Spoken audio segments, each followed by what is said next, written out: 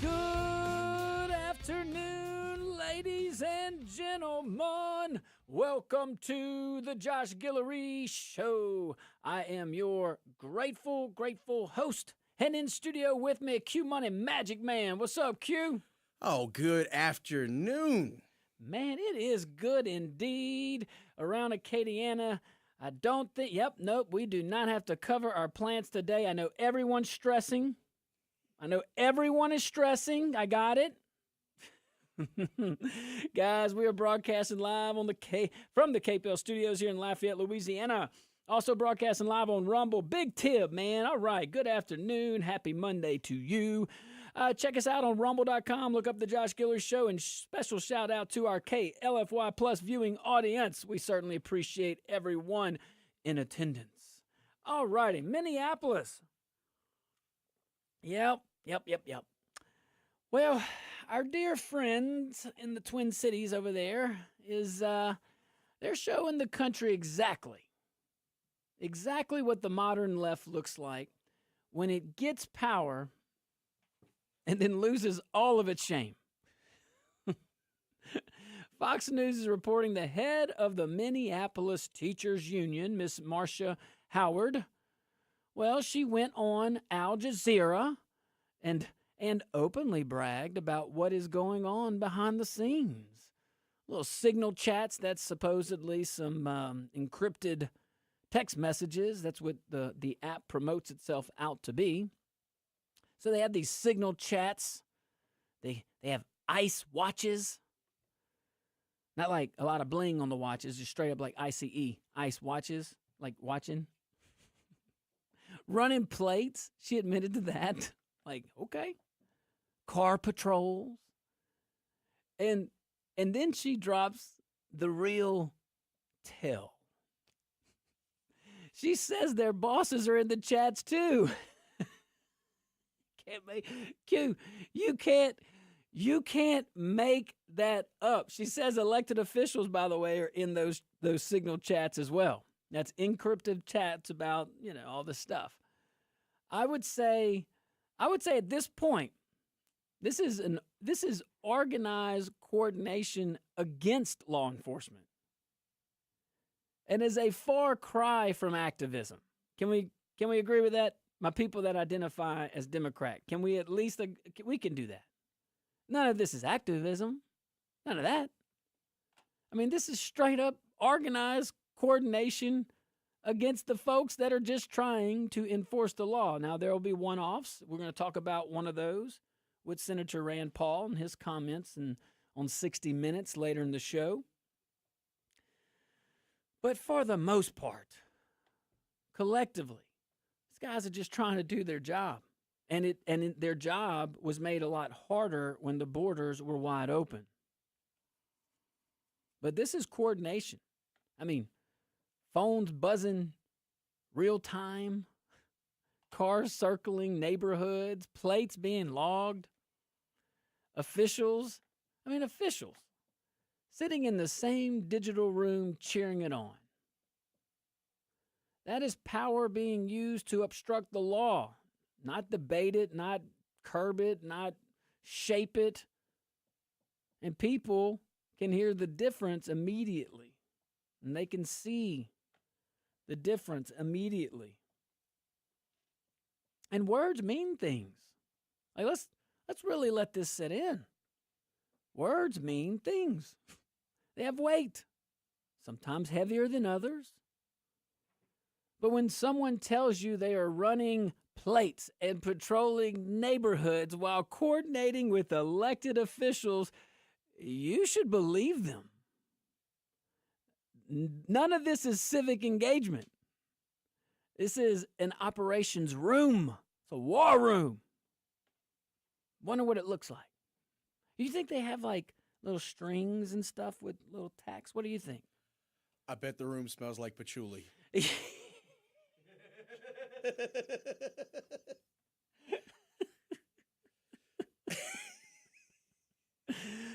Oh, do you think they would need a work excuse?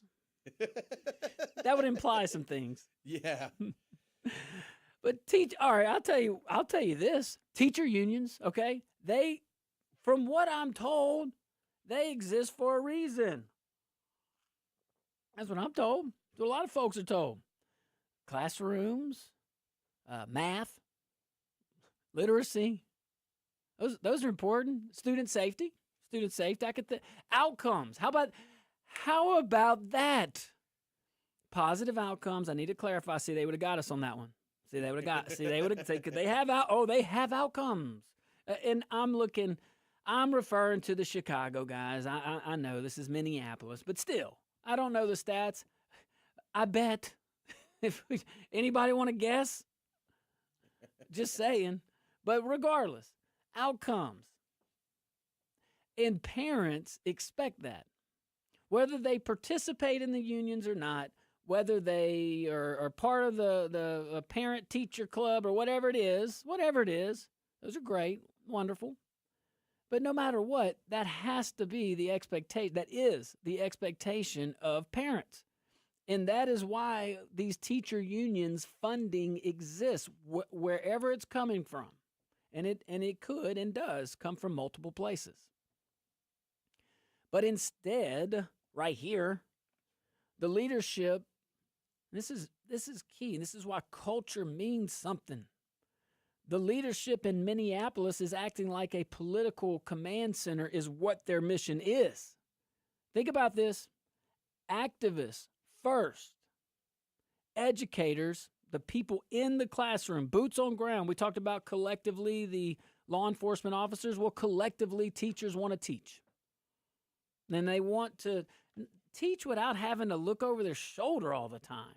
Same thing with these officers.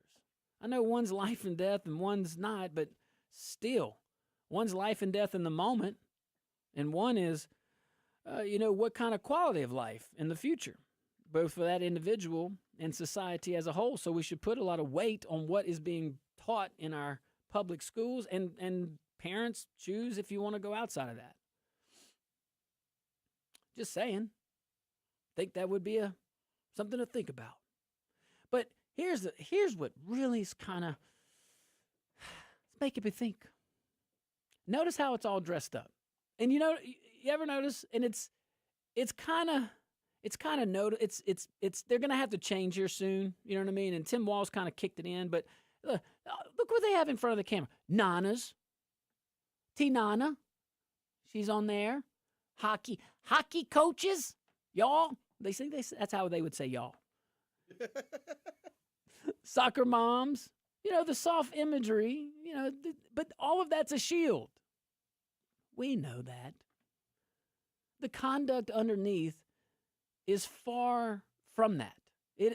Underneath all of that, behind that cloak, it is hard, it is organized, it is aggressive, it is a movement.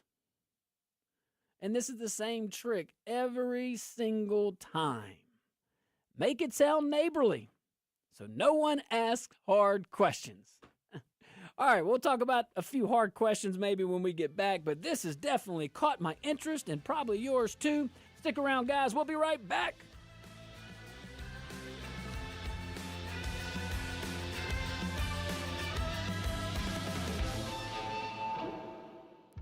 Folks, it's close to supper time right now, and you may be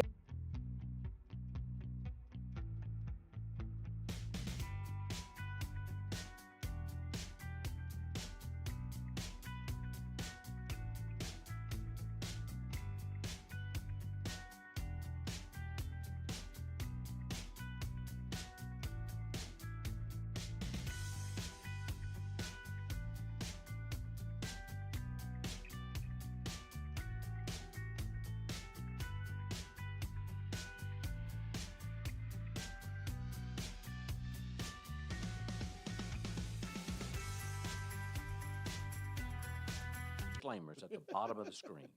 Hi, this is What's up, Kerry Rumbo? Bryson. with the I'm just Bryson typing Law to my Our to my ads TikTok never have folks. those See, I ridiculous, have that keyboard. fast-talking, tiny disclaimers Scares at Quentin the end. sometimes. Because It simply really put, there are no guarantees Whoa, when it comes to the IRS What? and Well, writing out hello, tax Jenny, bills. And we don't 7788. make promises we can't keep. My dear friend. Of course, there are ways the Bryson Law Firm can help Field resolve your love. tax debt, but Mutual. no company can guarantee it will Kill eliminate it. switch. This is why their Ooh, you clients call coming the in hot Bryson and Law heavy. Firm when those Calling promises for don't Obama pan arrest. out. No, If you have tax no problems, drama. you have Barack legal Obama. problems. Call the What you Bryson talking Law Firm. about? Our headquarters are in Lafayette, and we have offices statewide. What'd he Or visit do? BrysonLawFirm.com to schedule your free consultation having a with your conversation local about- tax resolution law It's firm. sad. the Kids Bryson in Law cages. Firm. Nobody wants LSP that. There's a filing better number, way. LA25184447. But really, when did For it, over 45 when years, did it hit its C-Safe climax? has built the backbone of the toughest structures out Yes, there. under With President fiberglass Obama. reinforced plastic And, protrusion it's and kinda custom hard when you're structural talking to somebody fabrication that that's only outperforms steel, had wood, and aluminum. indoctrination. Their FRP products But are I will engineered I'm to gonna leave resist that person. corrosion, reduce Oh, wait, hold on. maintenance, I and gotta see outlast the competition in the harshest environments. From offshore platforms to wastewater treatment plants Actually, the and person I'm talking everywhere about in is about between. reasonable to be There's a reason engineers have trusted But C-Safe for when superior strength and fabrication we because were they're talking built to about some people only outperform, get not just that. compete. Just like Precision on the built, other side. That's performance why- proven, trusted why by it's important to have engineers, these types of architects, and programs. contractors nationwide. just When strength out matters, there, when custom talk matters, purely when if we don't know failure is something, not an we option, just say we don't know. C-Safe Before I delivers. kill my boy. C-Safe, built to outperform, built to Like, if your last, source built doesn't for have extremes, something trusted that for you are decades. Visit csafe.com. That's SCA, like the ocean, safe.com, and see what 45 years of leadership looks like.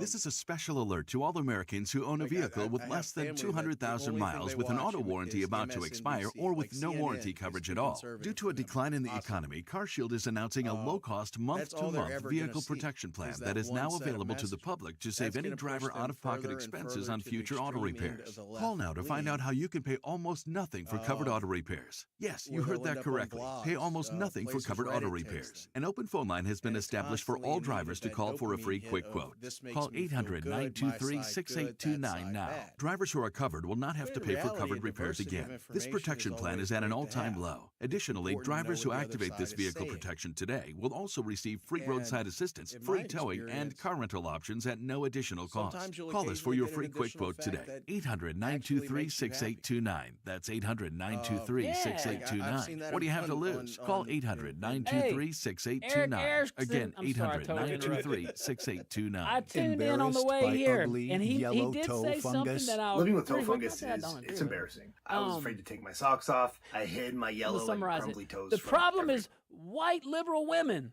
Yeah, huh? he's not far off on it either. I should have threw that up to you.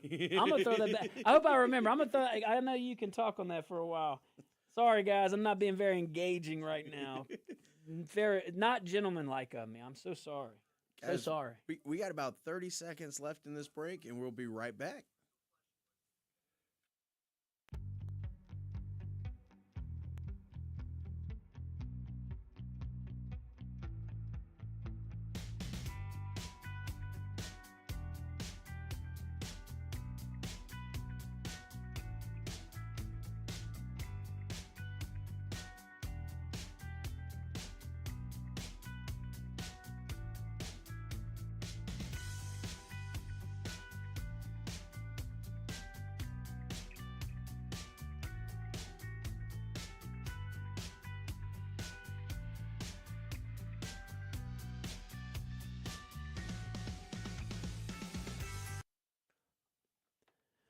Welcome back to the Josh Guillory Show, broadcasting live from the KPEL studios here in Lafayette, Louisiana. We're also on Rumble.com. We're on YouTube. We're on X at Josh Guillory USA. But go to Rumble.com, the Josh Guillory Show. Check us out. This segment brought to you by my friends over there.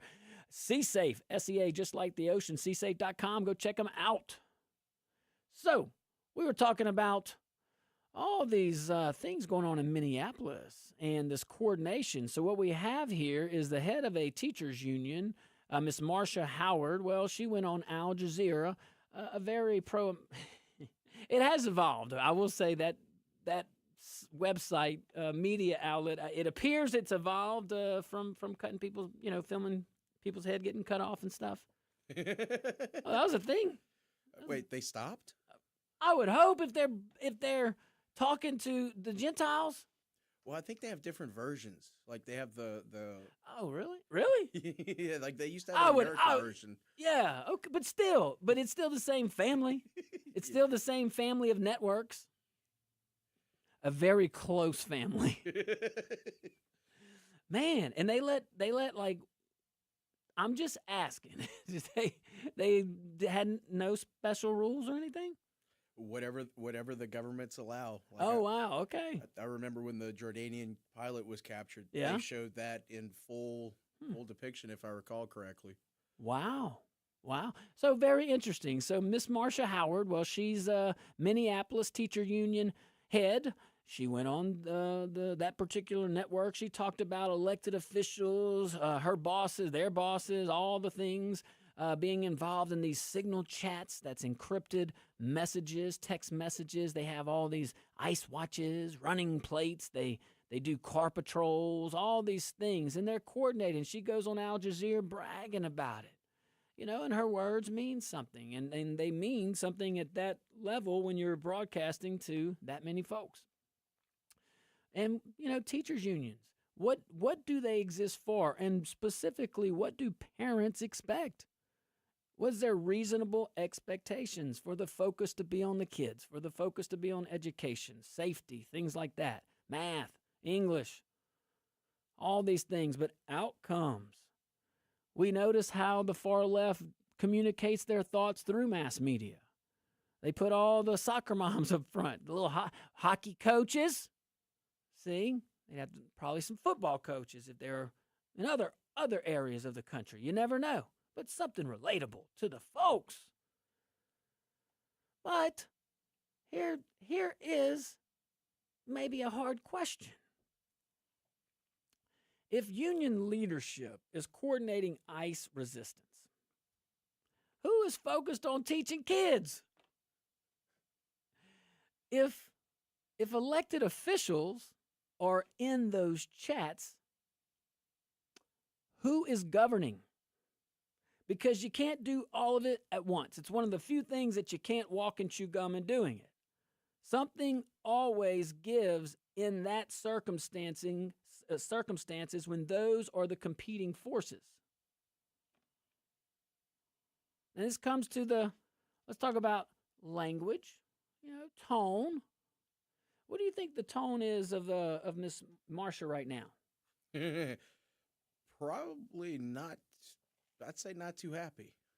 No, she's kind of had some rain on her parade, but let's keep talking about it because we're talking about language. It matters, tone matters, things like that in these circumstances, especially when we should all be trying to de-escalate the situation.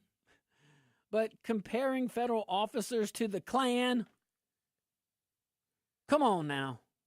I can go so many places with how ironic the statement is, okay? And then this one, comparing them to slave catchers. Okay. That is not rhetoric meant to solve anything. No problem would be solved by that rhetoric, by that tone, by that culture. We know this. We know this. That is, let's see here, permission language. We're going to call that permission language. That is how you justify your reckless behavior. That is how people convince themselves anything is allowed. Very much something going on. And there is, by the way, my dear friends over there in the Minneapolis Teachers Union, do y'all know there are lawful ways to challenge enforcement? Y'all know that? Courts, oversight, legislatures, things like that. Some of the folks that have failed you and have embraced this culture that is also failing you, they failed in legislation, they failed in the culture, they failed in their lack of leadership. Or maybe it's not a lack of leadership. They're just leading a cause that is anti-American. And it's one of those two. Either they have no leadership, these people pushing for this anti-ICE enforcement. Either you have no backbone, no leadership, or you do. Because it's one or the other. And if you do, you are certainly leading. But you're leading an anti-American mission. It's anti-American because it's literally going against the policies of the United States at this time. that could change, and then it wouldn't necessarily be anti-American. I would imagine by law only, because in principle, yeah, you're definitely not okay, here's some common ground. You're not leading a mission that helps the American people's safety collectively.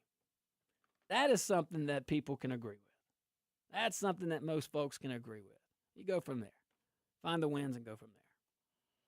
But there is a lawful way, my dear teacher unions. Now, look, you have to drink a little water, get a little milk. They got milk in the cafeteria. Yeah. I think they're looking for the soy milk.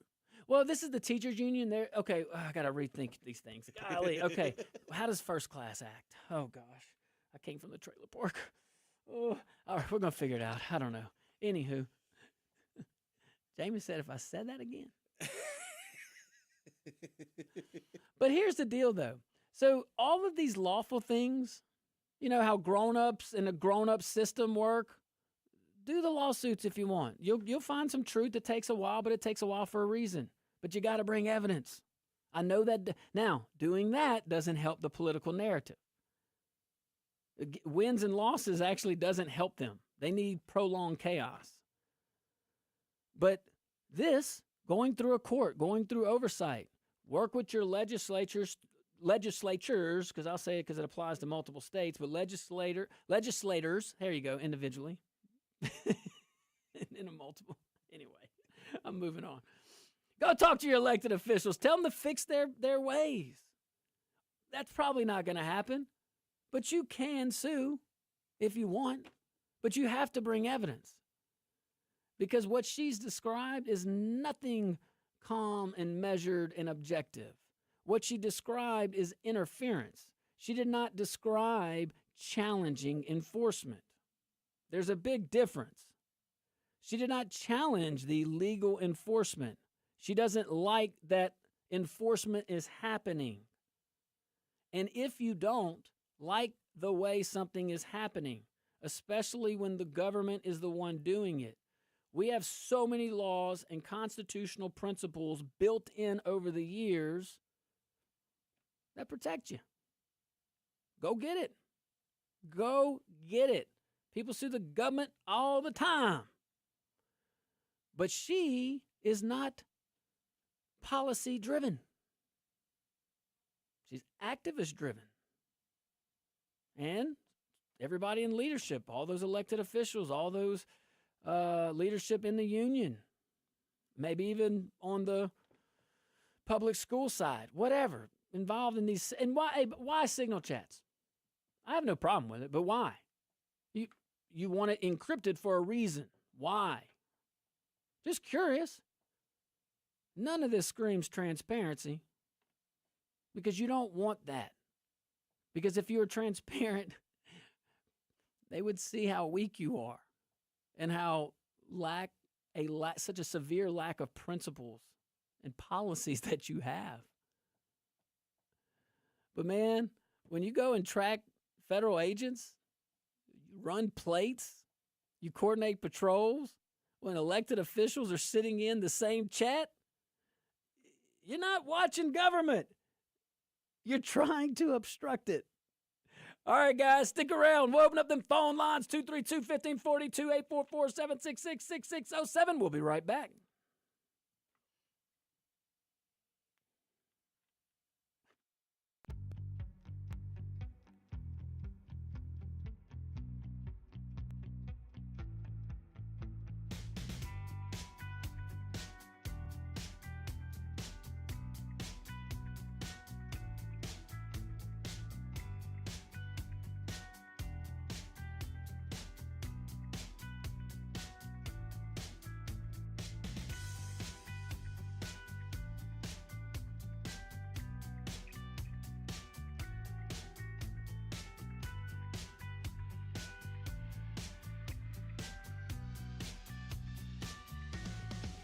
There we go. Now we're back. All right, good. Let's play a game. Impromptu. This is when I tell Quentin just a random topic and he just, tries to find entertaining invaluable information to give the folks. But I gave him a heads up on this one. I didn't know, but he forgot, so that's why it's impromptu. He forgot. He might not have forgot. I don't know. Maybe he's playing me. All right. So I was hearing Eric Erickson. I'm just curious. He made a statement, and I'm summarizing it. The problem here is the common denominator to so many things is white liberal women. Yeah, no, he's 100% accurate on that one. Genderist, sexist, genderist. See, I can't say sexist anymore because that is sexist. You're a genderist. Yeah, no, I agree 100% with him, and for a couple reasons. Number one, I've lived in America for 33 years now, born here, and I have witnessed it. I have been to Whole Foods, and I have seen pictures of protest, and I can tell you, the pictures line up. If you go to the oat milk section and you look at pictures of these protests and you put them side by side, you will find commonalities in hairstyle, voice, tone, the way men move their hands. Come on. I could go on. It's the whole grain with the whole soy. That's funny. See, we shop at Whole Foods. I have too. Oh, yeah. Well, you couldn't. Well, how else would you know? Exactly. I was Hey, conducting but you know what? See, reconnaissance. but here's the deal with the Whole Food. Because here's the deal. There's two types. There's multiple types of hippies. Yes. All right. What Erickson's describing is the extreme, just false entitled, ignorant, lack of knowing crowd that just needs to scream and ventilate. You know what I mean? It's the crowd that looks at members of minority communities and smiles, and because they feel this need to rescue these communities while calling everyone else racist, not realizing how racist their behavior actually is. Well said. It's the smile, it's the way they communicate with homeless people, giving them a bottle of water, but taking a picture of themselves giving them the bottle of water, where it wasn't about the act of giving, it was about the act of taking a picture that they can put on their social media feeds. It is like some of the most painfully repulsive behavior I can think of. So, all right, let's talk shop here. You see this behind the scenes, guys. Thank y'all. Stay away from the soy milk. I'm with you, brother. With you. See, I'm telling you, though, see, it's funny because my wife she went on a kick. Married 20 years here, May 26th. Yeah, you start to, it's like clothes coming back in style. You know what I mean? Like all these diets from my little health nut of a wife who I love very much. At one point it was soy milk, so it might come back. I think the new one's almond milk. I've seen that too. Almond milk? How is almond a milk? I'm sorry to the state legislature. I can't call it milk. They passed a law. Our insurance rates are still high, but you cannot call almond juice properly labeled. Yes. Properly labeled. Joni All right. Ernst. Did this. Okay, so you want to go back, Caleb? Thanks, guys. Give us about 20 seconds.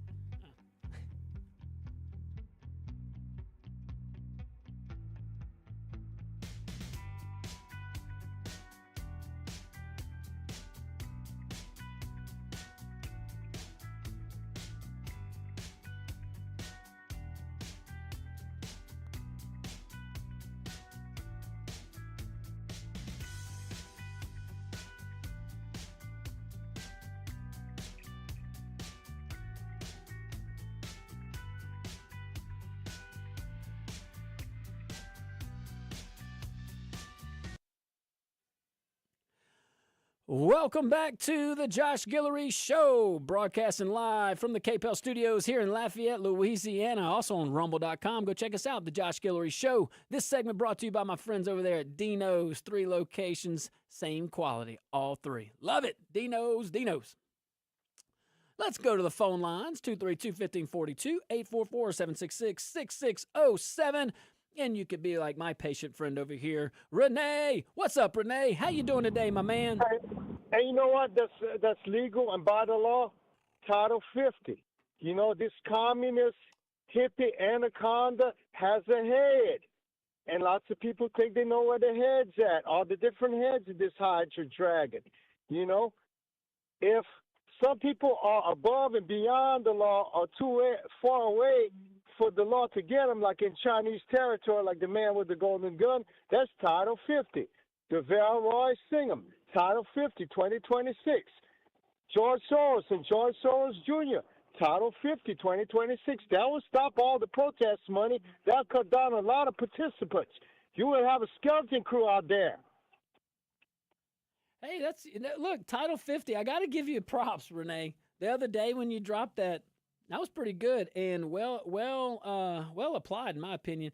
Hey, brother, you're echoing a lot of what folks are saying. Actually, more people might start saying. So you keep dropping that. You keep dropping that. It's good discussion at minimum, but very much just like the FACE Act, very much applicable in certain circumstances where you would not think those acts apply. You know, let's go to Will. All right, Will, what's up, buddy? Hey, Josh, do you mind if I go a little off script? I've got something Please. a little concerning for me, at Please. least. I've been doing a little research, and one thing that I've noticed is a lot of people are leaving these blue states, right? And they're fleeing to these red states. As I was doing my research, one of the things I noticed was California was number 1, New York, Illinois, New Jersey, Massachusetts, and then Louisiana is number 6. Now, here's what concerns me about that. We're already a small enough state. The survey was done on a per person, not a per capita deal. The studies have shown that the people who are leaving these top 10 states, and to include Louisiana, are all red voters. And they're moving to other red states, and also they're taking their tax dollars with them. My concern is, and look, I'm not even from Louisiana. I'm from Mississippi, but I love Louisiana.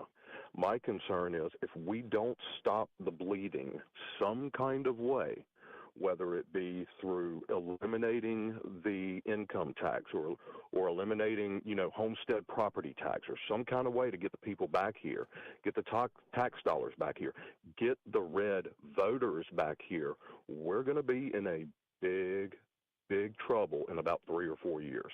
Oh, very much, Will. Well, when we continue to do policies that the previous Democrat administration would do, what do you expect?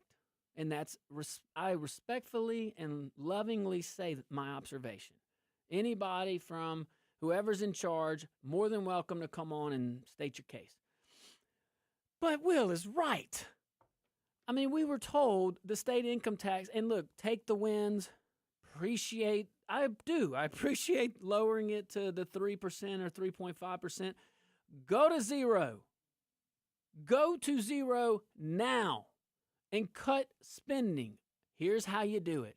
My understanding was we couldn't go to, you always find government telling you how you can't do it. We couldn't go to zero because, and my understanding was like 1.2 billion fall. Is that what you take? Yep. Yeah, about one. Let's just go with 1.5. Guys, you could leave the 4th floor of the Capitol.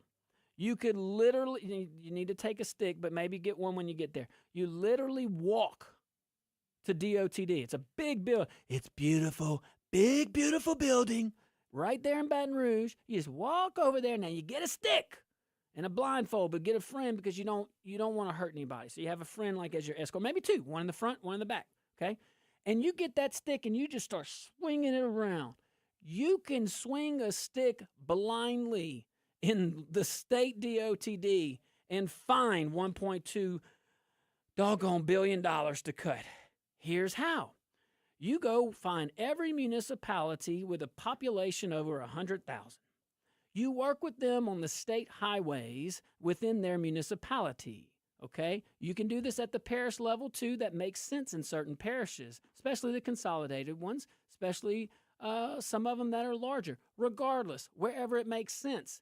You work with the state government. The state government, this might take 2 or 3 years, but you cut anyway. This part will take 2 or 3 years to implement, but the cuts start immediately, okay? You give one-time capital down. Now, HB2 may take some delays, okay, but that's all right. You take the delays in the capital outlay bill to get your immediate wins. Anywho, bringing it back. You donate your state roads to the municipalities and parishes that can handle it themselves. They will do a better job than the state DOTD will do any day of the week, not because the employees of DOTD are horrible. They're wonderful people. It's because the bigger the government you get, the harder it is to manage the infrastructure. That is just basic student-teacher ratio of 101. Now, you use the one-time capital dollars to improve the roads within the local municipalities or states to standard, so you're not giving them junk, okay? Then that local municipality and parish can then budget accordingly within the lifespan of that whatever project, in this case roads, so that you can have proper maintenance of your infrastructure. Most of the time, local governments will find the cuts to get the meat and potatoes, but the state has a harder time to do that naturally. And the federal government, oh my goodness, that's why the founder said, y'all handle that. I don't know what's going on in doggone Cutoff, Louisiana. I don't know what's going on in Boise, Idaho. Boise wasn't even around. Potatoes might. Nope, I don't even think the potatoes were. The potato Idaho potato bowl or whatever, that was definitely not around. But really, if we wanted to do these things, we could do these things. I'm just saying. And we're going to go into the shutdown, all right? Because it's starting to become a hot mess, needlessly. And it again will remind us that we have the solutions ahead of us, but we're choosing as a party not to do these things. It is a choice. It is no longer becoming, we can't. This whole 60-vote filibuster thing is a lie at this point because they've been educated. If they have not been watching or listening to the Josh Guillory show, that is not me and Quentin's fault. We have put it out in the universe. But I think other folks have too. Who has ever thought to use budget reconciliation? Do you remember anybody that rhymes with Melosi, starts with a P? Oh, yeah, Obamacare. Yeah, all right, yeah. See, they know how. Their leaders know how to lead. And the House is doing good here, especially when you have states that voluntarily make it harder on them with majority numbers, but that's okay. Thankfully, it's okay because for a tiny moment, because of the cabinet appointments and things like that, it almost was not okay, and we would have had no one to blame but us Louisianans. I mean, not us, but you know. Anywho, all right, let's take a tiny little break. When we get back, we're going to start talking about this shutdown, and we're going to talk about something maybe that Washington never really does. That could be Quentin, that we might not have enough time. All right, guys, stick around. We'll be right back.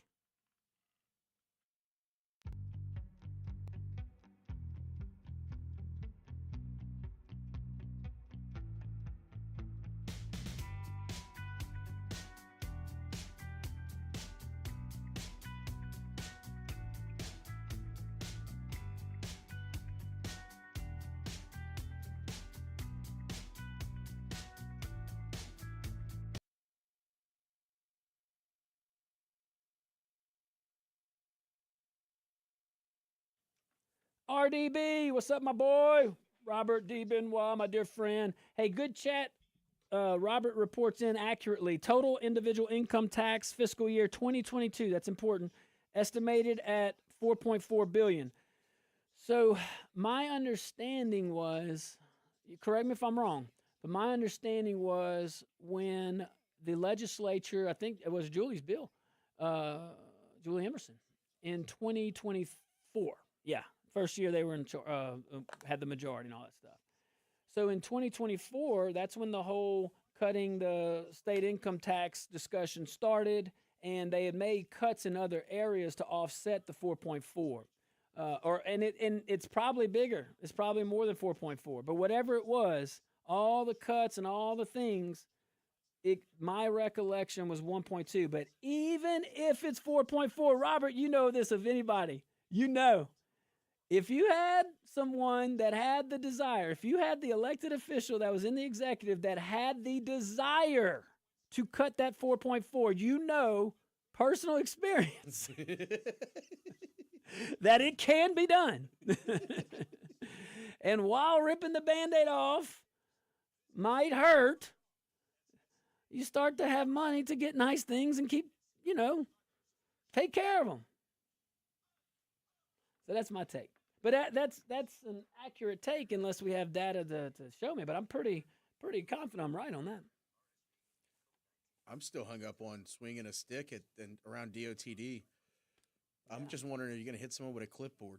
Yeah, but the clipboard I accounted for. You see, because clipboard you can now you do have the exposed finger, the knuckles. That's just a risk you got to take. Right. And that's it comes a risk assessment in the military. We do a little risk assessment for that exercise, and and kind of see what we can mitigate. But put one person in front of you, one person behind you. But the exercise really only works because it would be too easy if you weren't blindfolded. Like to find $1.2 billion to cut. It would be too easy. So you blindfold yourself. You get some helmets. I forgot. Bike helmet or football helmet? Oh, definitely bike helmet. Yeah, because you got to be maneuverable. You got to be able to. Oh, we're wearing it. I was thinking of the DOTD employees. No, the people in front. That's true. It's the construction people that wear the helmets. Yes, and I only am going to watch live stream with everybody else because that would be popcorn. Like, come on, goodness, we're not. I mean, come on, you know it. Hey, I'm gonna go get some quick water. You need some? I'm good, thank you.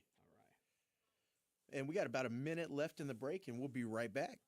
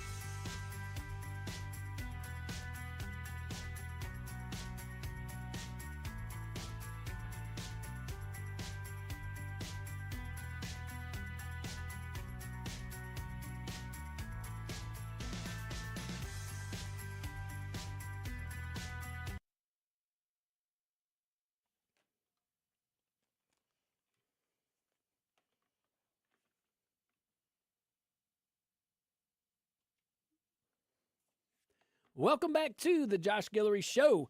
We are broadcasting live from the KPEL studios here in Lafayette, Louisiana. We're also broadcasting live on Rumble, rumble.com. Go check out the Josh Guillory Show. We certainly appreciate you. We want to see you over there. That chat, I'm going to rattle off some, man. My boy's coming in strong. I appreciate that. Hey, but first, let me tell you about my friends over there at Sea Safe. SEA, just like the ocean. When strength matters, when custom matters, when failure's not an option, Sea Safe delivers. Sea Safe FRP products are engineered to resist corrosion, reduce maintenance, outlast the competition in the harshest environments, from offshore platforms to wastewater treatment plants, and literally, it seems like everywhere in between over there. Sea Safe. Their products are American-made. They're manufactured right here in Acadiana by American workers. Go check them out, seasafe.com. SEA, just like the ocean.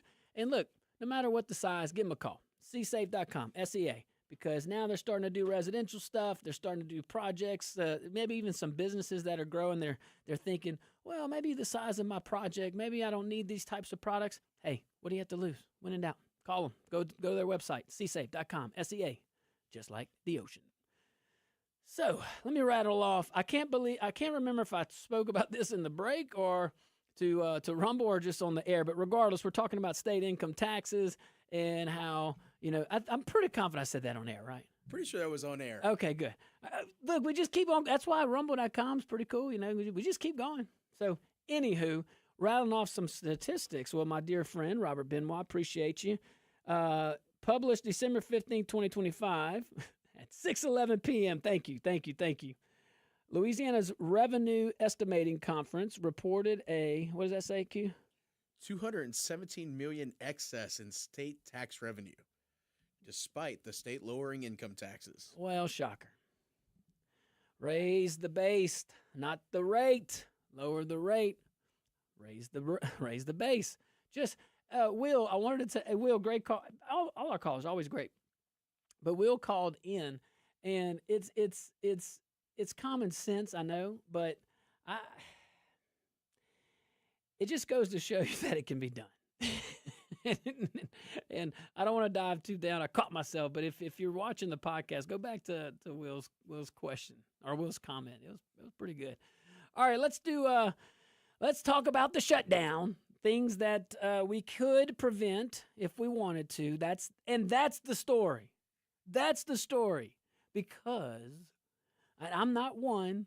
I don't want to be that host that just knocks on his own, but we have got to hold these folks accountable because they don't understand the urgency. I don't know why they don't understand the urgency. They were all elected to do certain things, and it's only the president, it seems like, and maybe a few in the legislative branch that understands that we literally from January 20th had 2 years guaranteed. That is it. And you know, hey, President Trump comes in there strong with the executive orders. I get it. Franklin D. Roosevelt did the same thing. And he just laid it out there. Yeah, it was unprecedented then. It was not unprecedented now, but there are definitely more rules attached to it, more case law that has shaped that over the years, more than 100, not quite, but almost. But let's talk about this little shutdown. Let's do shutdown school the way Washington never does it. Clear, honest, none of the fake hero stuff, none of the fake hero music. Can you imagine? Like, sometimes I think they need a cape, you know? Oh, man, I just pictured Lindsey Graham in a cape. Would it be glittered? Without a doubt. Has to be. I'm thinking the trims. Let's trim it, glitter. You don't want to go too hard. He's going to call it bedazzled. Yeah, I could see that. But not dare get the bedazzle machine. Or does he? Oh, he already I has I can see him knitting. I can. Not admittedly, though. He won't, you know. Oh, definitely. Absolutely. Cat in the lap. Just saying. I'm just, look, I'm just throwing it out there.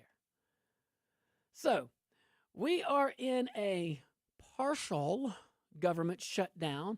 Is this a mini shut? Yeah, like the mini bus? Oh, I'm just saying. They call it mini bus. It's a mini shutdown, mini shut. We are in a partial government shutdown, my dear friends, because Congress treats budgeting like a bad season of reality television. Cliffhanger. I mean, really, it is like this. Cliffhanger. Little countdown clock. What they need to run is that debt clock all around Washington. Dramatic press conferences. And then they go congratulate themselves for fixing the mess that they created. Yes. And staged, by the way. I'm starting to believe it's all staged. This part. Because you could have fixed it. And here's what's actually going on, okay? This is what's happening. Big chunks of government are shut down or limping along. All right. Homeland Security. Parts of defense on the civilian side. Labor. Homeland Security. HHS. Education, Transportation, HUD. Pieces of the Treasury. Just a few. Now, meanwhile, other agencies keep moving because, if you recall, a month ago, well, within a month, I think, Congress had already funded some of those. And we said at the time, the big fund, it's going to be about DHS and ICE. We know that. But took the wins when we had them, and I still say take the wins. Agriculture staying open, by the way. FDA and SNAP, they keep running. This is part of all that legislation. National parks, they are open. No pictures of shutdown. None of that. No burgers uncooked with cheese on it. Trying to cook at National Park that you know Chuck Schumer goes to every weekend. He's just so sad. So yes, life goes on. And that is important because Here's the part Washington doesn't want any of us to notice. A lot of the federal government can stop or slow down, and regular folks barely would feel it. And that fact alone should terrify every taxpayer, every single one. We're going to continue this in hour number 2, but I got to tell you, when we come back, we're going to talk about, think about it. There's a lot of folks caught in the middle of all this too. A lot of people that are just pawns in a political game. And I like being the party of solutions. I like being, an action administration. And this administration gets it. So we need the legislative body to pick up speed. Come on, we're running out of time. Oh, my goodness, so are we. We'll be right back, right around this break.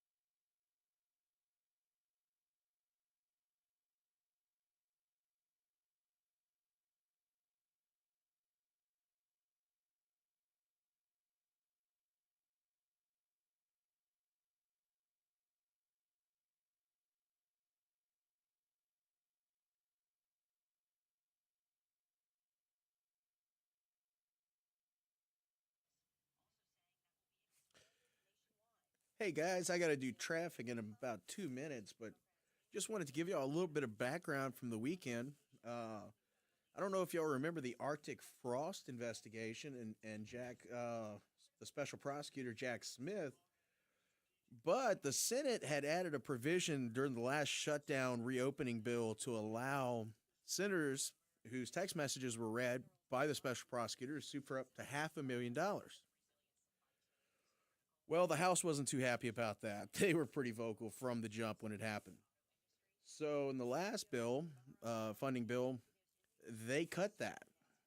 And Lindsey Graham over the weekend had an absolute conniption fit on social media and threatened to keep the government shut down until he gets his $500,000 back in funding.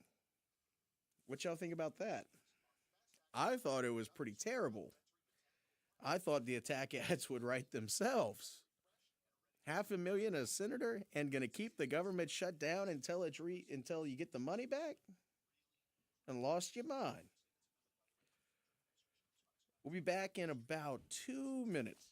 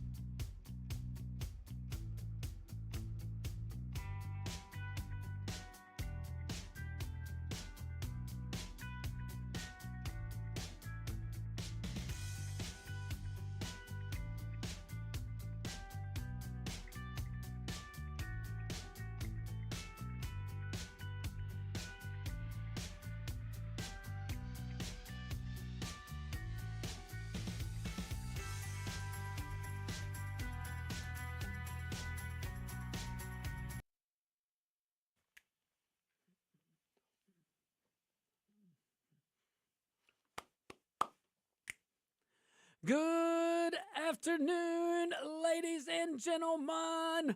Welcome to our number 2 of the Josh Guillory Show. I remain your grateful host. And in studio with me still, Q Money Magic Man. What's up, Q? Another beautiful day. A little chilly, though. I had to go put my jacket on. Might for some gumbo. It's always gumbo weather. Guys, I ain't kidding. I had all kind of gumbo this weekend. I'm not joking. I had seafood gumbo. I was like Bubba Gump on the gumbo. I had regular gumbo. I had some gumbo with potato salad in it. It's the only way. Thank you. Now, look, I ain't judging you.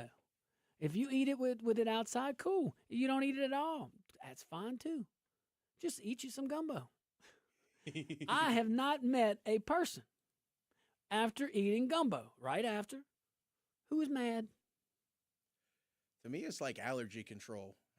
If it's cooked right, my sinuses are clean when I'm done with the bowl. You ain't kidding. You ain't kidding.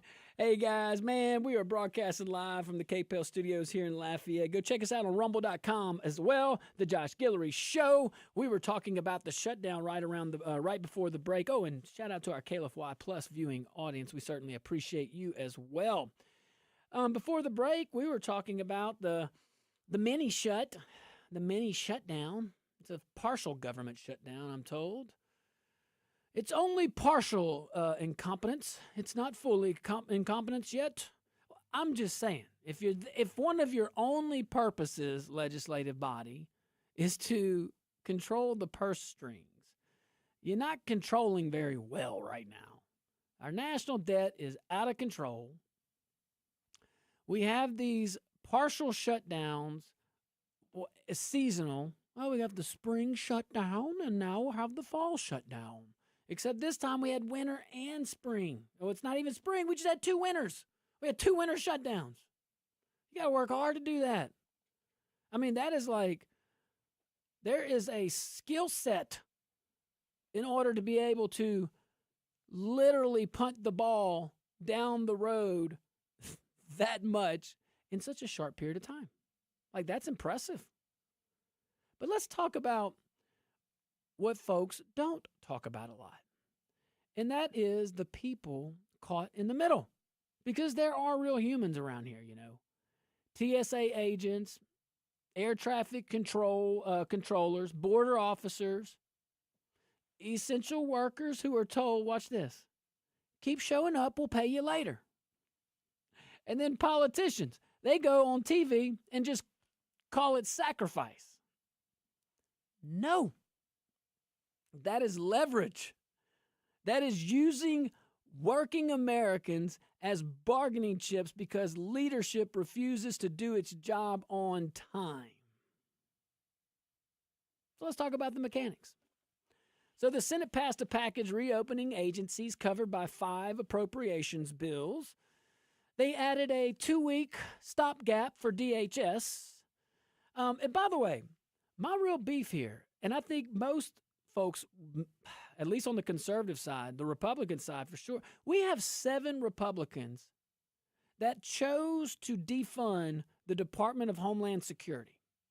You could call it what you want. I don't like how ICE is doing the Minnesota thing. Okay, cool. Pass policy. I don't know. You can override. Here's the thing that these Congress folks, if you don't know, maybe you should know. You can override any agency rule. Any policy, any executive order, anything that's unilateral from the executive branch. Unless it's a very rare situation where the Constitution is super strict. I can't even think of one. I'm sure it's there.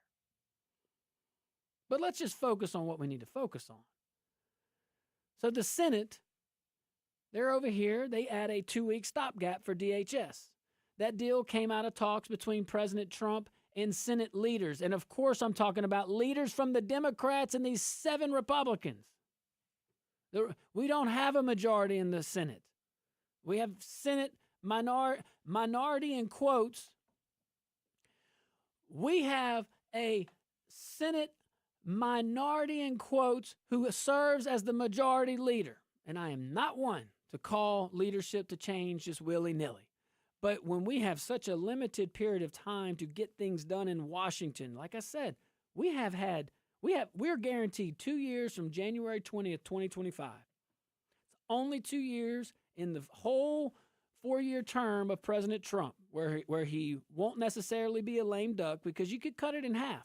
Midterms, you can cut at that halfway point because he still has something. They still need his endorsement. They'll probably need it again, but regardless, midterms do something.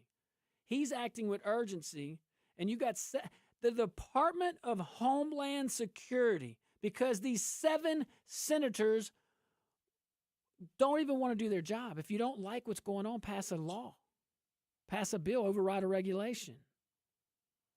But they did put a 2-week stopgap. Speaker Johnson has to muscle it through a rule vote with a razor-thin majority. That's why he says tomorrow matters. Tomorrow matters. So fine. We have the playbook. Now, here's where my Republican audience, my dear Republican audience here, and everybody else, but that particular demographic is rightly irritated, very justified in our irritation, because Republicans on Capitol Hill collectively are acting like they need permission slips to govern. You are in the majority. And you keep hearing this line. What do they always tell us? Well, we need 60 votes. We need Democrats. We have to negotiate. No, not for what actually matters right now. What is on fire right now? Budget reconciliation exists for a reason. It is literally designed to pass spending and fiscal policy with a simple majority. 51 votes. That's it. No filibuster, no begging, no pretending. We're in the majority. If we wanted to cut spending, we could. If we wanted to shrink government, we could. If we wanted to lock in reforms, we could. And we are choosing not to. And that's why voters are mad and confused. Excuse me, not confused. Because now that I think of it, not confused. We're mad, but we're not confused. And because we're not confused, we're more irritated. Because what's happening is by choice in Washington. Individually, they sound great with a mic. Let me see you collectively now. Speak and govern as a majority. All right, guys, stick around. We'll be right back.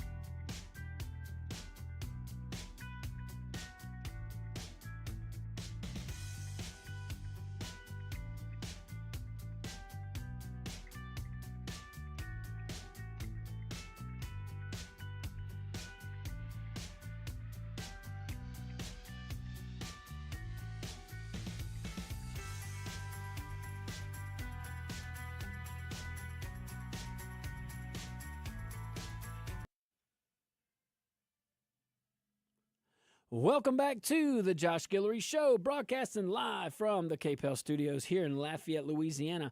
Also on rumble.com, go check us out, the Josh Guillory Show. This segment brought to you by my dear friend Keith Kishbaugh over there at Kishbaugh Construction, good American, running a good American patriot company. Appreciate the support over there from Kishbaugh Construction. Let's see here. So we kind of ended on a little rant. But it was a rant that I know you were thinking. Because we are always told, well, we have to have 60 votes. Not saying that wasn't a good rule for a period of time. But you have to understand that our senators acted like grown-ups back then. Now, notice what I'm saying. I didn't say they were grown-ups. I didn't say they didn't do shady things. Okay? But they at least had the common decency to act like grown-ups in their official capacity. And remember, the spirit is willing, the flesh is weak. But right now, we do not have that climate of professionals. We have a few that are principled all over the place, and that's cool. I can live with that. Just tell me what you are. Tell me who you are and what you believe in so I know. Don't make me guess. That's why Rhino is absolutely, innately a liar. But if Republicans wanted to cut spending in Washington, we could. We could shrink government, and we could lock in reforms statutorily that could have a lasting effect. Lasting effect. But we're choosing not to. And that's why we are mad. And I'll go back to saying we are not confused. And because we're not confused, it upsets us. But layer in DHS. Layer in that. Democrats and 7 Republicans. This is the Department of Homeland Security. Democrats on Capitol Hill and 7 Republican senators blew up the broader package after the Minneapolis shootings and demanded DHS be carved out. The Department of Homeland Security. Democrats on Capitol Hill and 7 Republican senators defunded the Department of Homeland Security. At least that's their position. I know there's the carve out. I get it. Training requirements, okay, all right, whatever. They want accountability rules for ICE and Border Patrol. What does that mean? And I get it, and I'm all for oversight and checks and balances. But what does that mean? Because it's real cute politically to say, well, you're going to have to check in with us now. Before you do this, you're going to have to do. Do you really want the executive branch to halt like that? There are definitely constitutional mandates that Congress has. They have no problem with You want to do something, Congress? Take back some of the authority you've delegated to the executive branch. You want to help? You want to shrink government yourself? You want to get rid of the bureaucracy? You want to support democracy? Because you're elected. The rule maker is not. It's a bureaucrat appointed through civil service most of the time. Just saying. There's a pendulum, it swings, and there's a balance. But boy, we spitting some fire right here. We need to listen. But what is normal, okay? What is normal? Well, let me back. I'm gonna go back to what's not normal, okay? The overstepping of Congress. I mean, because again, the absolute authority to write all these things I'm saying into law exist, but they're choosing not to. They're choosing not to. So fund the doggone Department of Homeland Security, get your act together and write a law, legislate and debate like a decent human society. You're supposed to be the cool-headed branch. You're supposed to be the upper chamber. Y'all put in an elevator. It's easy now. No excuse. But we have opportunities for this. And we are also missing opportunities. And we're missing opportunities that nobody in Washington wants to talk about unless they're in the minority party. And this is why I know I'm saying the truth, because the minority party in the Senate is really the majority because they're the ones negotiating with the White House. And that's the only reason why they're not screaming for fiscal responsibility. But doggone House Democrats are, because they're truly in the minority. Barely, but they're truly in it. If Republicans only would want to govern, the president, you may not like the president, that's fine. But he is governing, he's trying to. And if you don't like the policies, write the reforms and own them. I mean, think about what these guys are doing. They're holding up the government. They're holding up the Department of Homeland Security. Go hold up other departments. I could think of several. But they're holding all of this up without even a plan to address. See, that's why we know they're just talkers. They're not doers. They're not leaders. How easy is it to bring up a problem? Man, we already heard it before. How many problems you got? 99. Yep, and this ain't one. But actually, this is one. It's a big problem because you're messing with our money. And you keep wasting it, and then you get us in these situations, and it's all tied together. And then you try to talk over us and around us with spaghetti models saying that, well, this is different. This is not about, this is about funding what we already wastefully spent. I don't care. Shut it all down and figure it out, because guess what? Doing what you're doing now does not help. And if it can't help, it can only hurt. So if it can only hurt, don't do it. You're only trying to be political.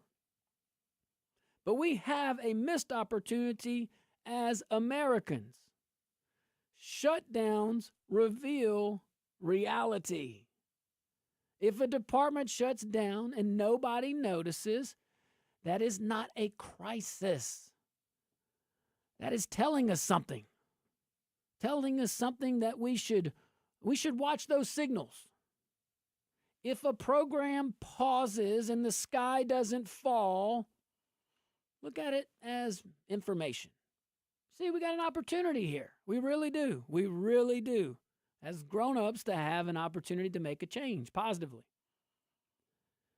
And that is the moment to codify. This moment right here, we need to codify. We need to write into law these cuts permanently. But you got to make the cuts first. And if the administration is making the cuts because of your inability to make decisions or legislate, then come back and codify those cuts or change those cuts, but cut the wastefulness. But that's what we do. And we don't do it with all these talking points going on Al Jazeera. Oh, that's the teacher union. Going on 60 Minutes. Oh, no, that's something else we're going to talk about next, probably. But there's some outlet out there where these guys can grieve.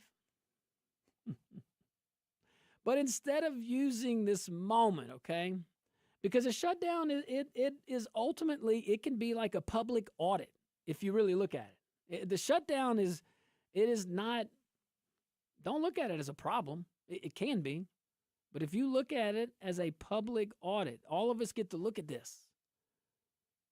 But our folks, our teammates in Washington, our fellow Republicans, instead of using that audit to cut, to consolidate, maybe simplify some things, Congress just rushes to reopen everything exactly as it was and congratulates itself on like giving some kind of stability. That is lazy. And it hurts real humans. At minimum, the folks that are working or working for free or not motivated enough to work for free, don't blame them. And they don't show up. How's that look? Remember the airlines? Remember that? Remember other things? People should never be used as pawns, not political pawns. For sure. For sure. But whole bunch of stuff to talk about. Yeah, we'll talk about we'll bring in Senator Rand Paul here in his interview with 60 Minutes. Hey, why not? Why not? It's interesting. Stick around. We'll be right back.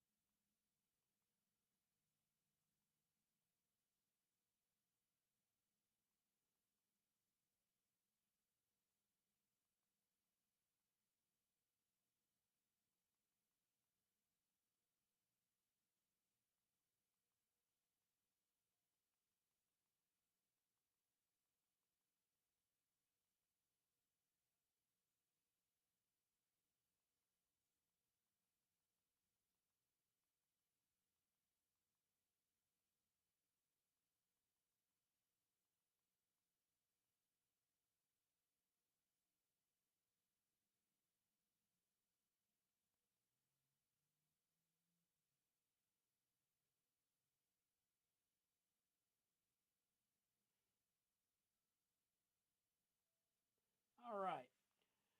Whew. Thank you for your patience there. I like how Q gets me right in the circle sometimes. There we go. It's always a daily goal, honestly. Yeah, you had it one time. One time you nailed it. It was like, I think it was the first day you tried. So it was like, it was perfectly centered. Perfectly centered.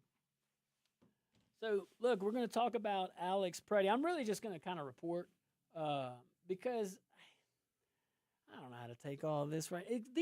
Because here's why, and it's genuine when I say I don't know how to take all this, because it's hard for me not to put my lawyer hat on all this and have a general understanding that this process is a process.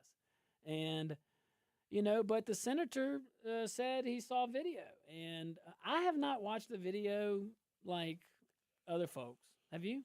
I have. What do you think? I think what happened was horrible. If it turns out that there was an accidental discharge from the firearm that he carried as he was disarmed, I think it's a tragedy. He never should have been shot. But Wait. Say that last part again? There's been rumors of a accidental discharge after Border Patrol took away his firearm, or ICE took away his firearm. So the federal government accidental discharge? Yep. Wow. And if that happened, man, that's a tragedy all around. Yeah. I mean, I will say it does change, though. It changes several things. Yo, definitely, because everyone thinks gun, bullet, gunfire. Well, and intent negligent homicide is I don't know what the laws are in Minnesota. I'm not licensed in Minnesota.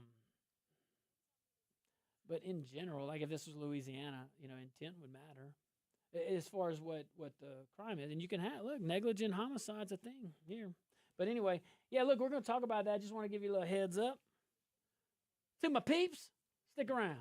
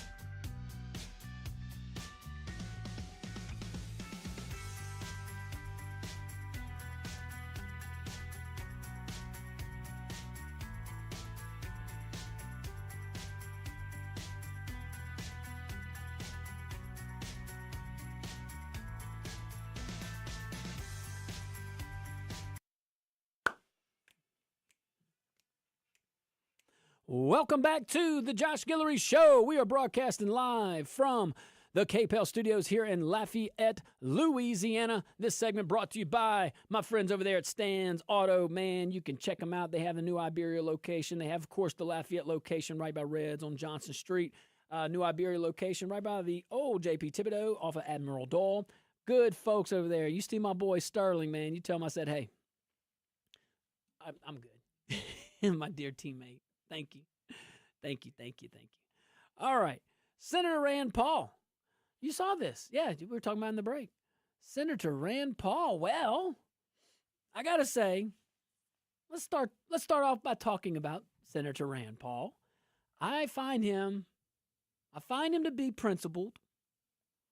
Sometimes in his principled manners, yeah, it can be frustrating to some folks. But sometimes I think I confuse the principledness with passion, and maybe vice versa. But for the most part, I think the guy believes what he says.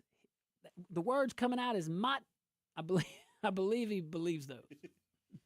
You know what I mean? So, yeah, well, he sat down with 60 Minutes, and he described what he saw. I'm talking about the Alex Pretti killing. He kind of went and broke it down, at least in the interview, to that particular audience, and he described what he saw in the video of Alex's killing, and that's in Minnesota, or Minneapolis to be specific. Now, Paul said he saw Pretti moving away from officers, is what he's saying, stepping into the street, letting a car pass, and then moving back as agents advance. This is Senator Rand Paul. He said Pretti then turned to help a woman who had been pushed down. He said Pretti was grabbed from behind and shot after another officer had already taken the gun off of him. So again, this is a 60-minute interview, or interview with 60 Minutes. It's with Senator Rand Paul. That's how he described it.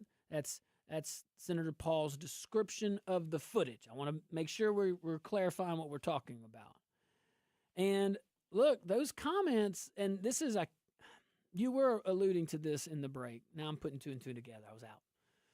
But those comments, they do directly collide with statements already made by senior administration officials. You know, a lot of folks in the administration described Pretti as a domestic terrorist and said he was attacking officers. They said he was brandishing a weapon and suggested he intended serious harm. Senator Paul, in his interview, he didn't use that language. He definitely did not use that language. He focused on his main focus. If you want to look it up, his main focus appeared to me. He focused on what the video shows, and he's made publicly now.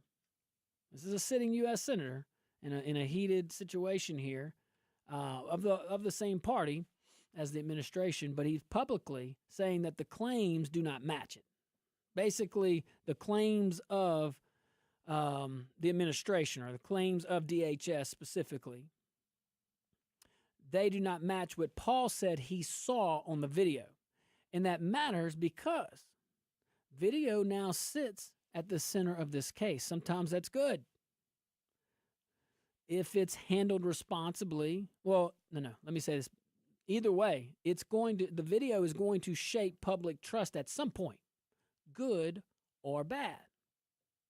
And in part of Senator Paul's interview, if I recall correctly, he urges the administration to, hey, just let it air that stuff out, be as transparent as you can, and that's cool and that's good, and that should always be the goal to a degree. But there are certain sensitivities in an investigation. There are certain victims, things like that. There's some things that we don't know, and that's why it's convenient to say that, and you should be transparent. But there's a lot more to it than one person making that decision. If it was up to one person and only affected one person, a lot of decisions would be made that are not made right now. But this video will be something that could or will shape public trust. Maybe a little, maybe a lot. Maybe good, maybe bad. But it's also going to shape, or it could shape congressional oversight. We're seeing this again. And whatever comes next whether it's legally or politically, it's going to be shaped by this as well. So this is kind of, the video is a big deal. Paul coming out for it, though, after it, he's not carrying words. I mean, I guess he is. He's bringing more words, excuse me. He's called for testimony from ICE, Border Patrol, and USCIS leadership later this month. That hearing will put sworn statements next to the footage and force clarity. That's at least the goal of Senator Paul, to force clarity one way or another. So for now, that's where things land. It appears, at least from what the interview Senator Paul gave, he did give a conflicting narrative.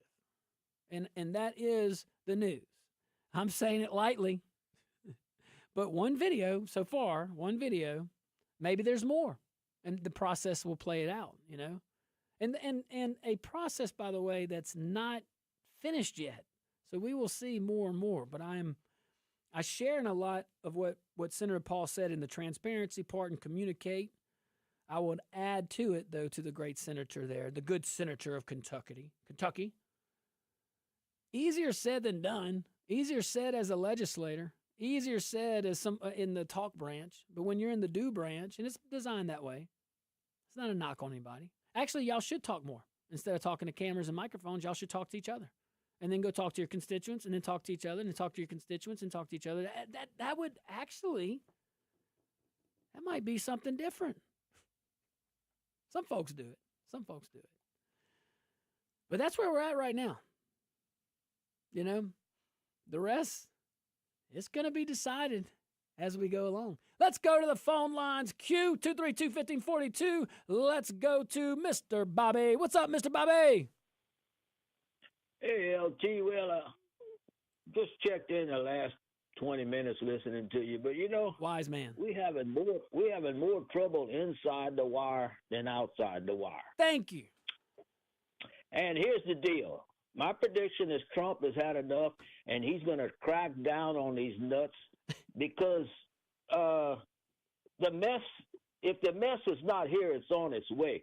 And you know as well as I do that he can activate the 101st Airborne Division and federalize them, right? The 101st, I do believe they have. Do they have special rules? I don't know. We'll have to look that up. He can federalize the military.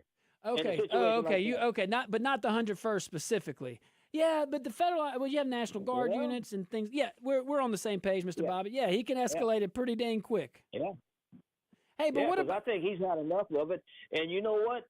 If they don't stop that mess there, that's going to spread in other areas, and they're going to start shooting at people. But not in this area. But in larger cities, that's what's going to happen. And exactly right. And Mr. Bobby, the 7 Republicans. So you got Senator Thune, who's supposedly the majority lead. I think we have a majority. That's what it says on paper. We have more Republicans than Democrats. You got the Senate majority Republican leader here saying that he can't negotiate. It's between, he's sending the Democrat leadership and 7.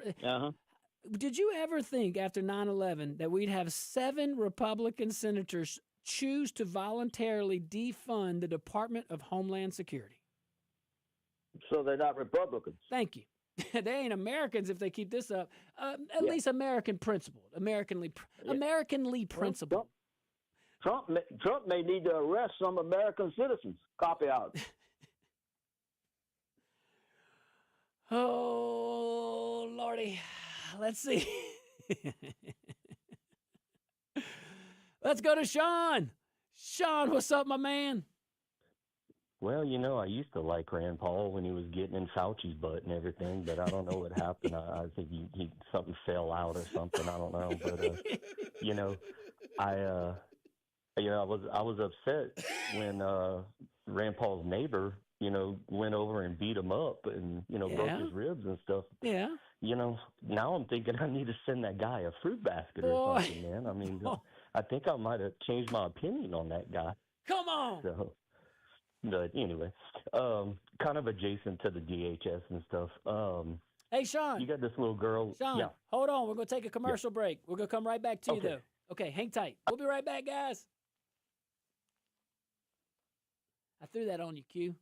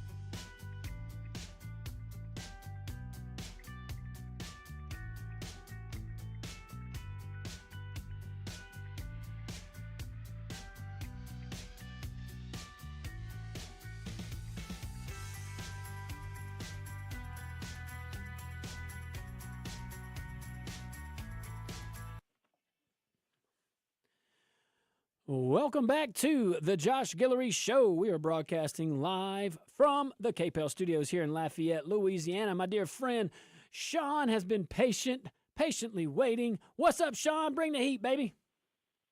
Oh man, great commercials, man. While I was waiting, the first one I heard attacking Julia Letlow. So here we go, boy. It's gonna be a long. How long are we waiting now? Yeah, May, I think, huh? And that's crazy too. Wow. So anyway, the DHS thing with and this could be unrelated, but I think it might have. I'm gonna throw this conspiracy theory out there. That little girl from that her mom was missing in Arizona right now, Samantha Guthrie or something like that, from CBS or something like that. It's good. She's been missing for a day or so. I think what's going to come out is that probably an illegal immigrant might have something to do with it because they're considering it a missing person and maybe a homicide. So I think you might get a little bit more exposure about all of these great citizens that don't commit any crimes or less than white people. So that might change a little bit in a couple of days. And, your opinion might change when it hits so close to your family. But Well, thank you, Sean. I appreciate that. Look, hey, a lot of crazy things going on. I don't know too many details about that incident to be able to opine one way or the other, to be honest with you. But let's go to Nikki. Hey, Nikki, thanks for calling into the show. What you got? Hey, Josh and Q, how y'all doing this afternoon? Good, brother. Thanks for calling in. What's happening? Yeah, calling in from Little Havana down here in E-Town. Yay! Yeah, you made a comment earlier about, the Republicans have a simple majority. Yes. Yeah, they're very simple in a pejorative way. But getting to DHS and ICE, that was good. Obama had 8 years with full control of House, Senate, executive branch. Then Biden had 4 years, same thing. And which Democrat came out to cut DHS and ICE? Yeah.